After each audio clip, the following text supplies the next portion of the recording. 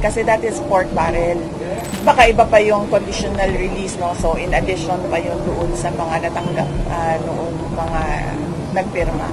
And totoo din naman yun, public record din na makikita ninyo na yung mga hindi pumirma, zero talaga yung budget para sa kanila. But more than that, alam nyo, hindi dapat nagkakaroon ng budget ang mga congressman kasi that is pork barrel.